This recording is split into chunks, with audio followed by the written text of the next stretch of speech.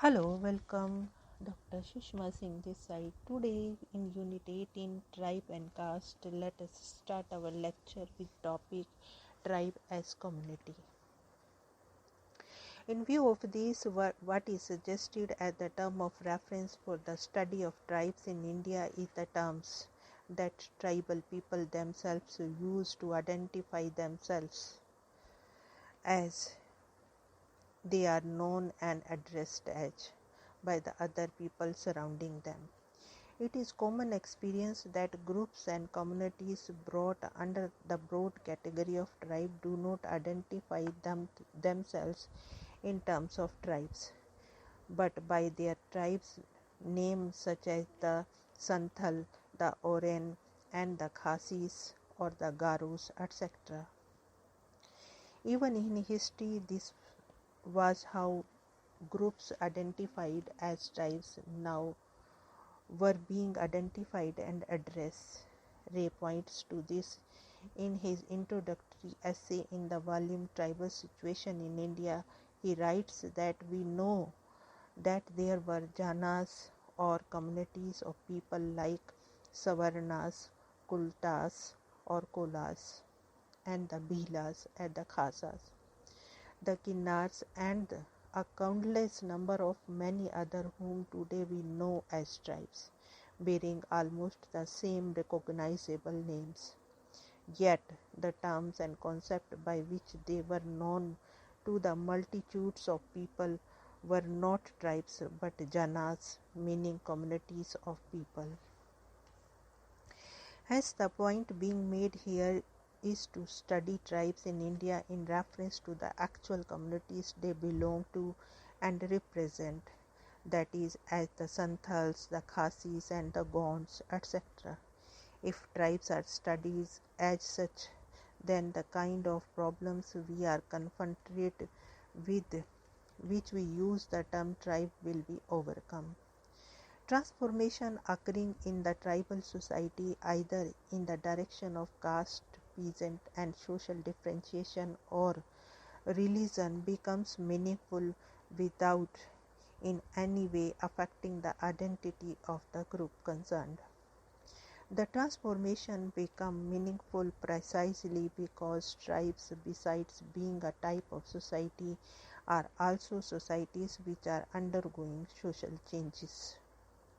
This means that the terms of reference in the tribal studies are not to be categorized as caste, peasant, or social heterogeneity, but groups or communities such as those of the regional communities, the Bengalis, Assamese, Gujaratis, etc. The counterparts of tribes are not caste or peasants as has been the case so far, but communities or societies incorporating caste and peasants, for the latter are not the whole society but only an element of the whole. Tribes, on the other hand, are whole societies like any other society with their own language, territory, culture, and custom, and so on. Hence, as societies, they must be compared with other societies and not castes, as has been the case in the sociological and anthropological writings. Of course, the perspective may not be useful in case of small tribal groups like the Halpatis and the Dablas, etc. Now let us conclude the unit. The idea of tribe and caste are differing social categories. The two differing social categories are often wrongly categorized by sociologists and anthropologists by and large, by considering tribes in India as a part of larger categories of Indian society. Till today, scholars have not been able to arrive at systematically worked out criteria for distinguishing tribe from caste. In general, they have tried to distinguish one from the other on the basis of the number of criteria. It has generally been assumed that two represent two different forms of social organizations.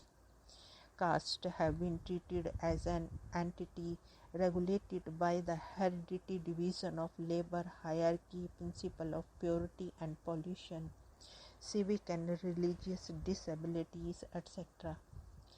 Tribes, on the other hand, have been seen as one characterized by the absence of feature attributes to the caste. The two types of social organizations are also considered as governed by different set of principles. Therefore, there is a need to put these two categories in proper perspective. In other words, the terms of reference in the tribal studies should not be considered as categories as caste, peasant, or social heterogeneity, but they must be studied as groups or actual communities they belong to and represent, such as those of regional communities. It is common experience that groups and communities brought under the broad category of tribe do not identify themselves in terms of tribes, but by their tribes names such as Santals, Orients, the Khasis or the Garos, etc. This truth also necessitates putting in proper perspective the notion and the process of tribal transformation, Sanskritization and Hinduization.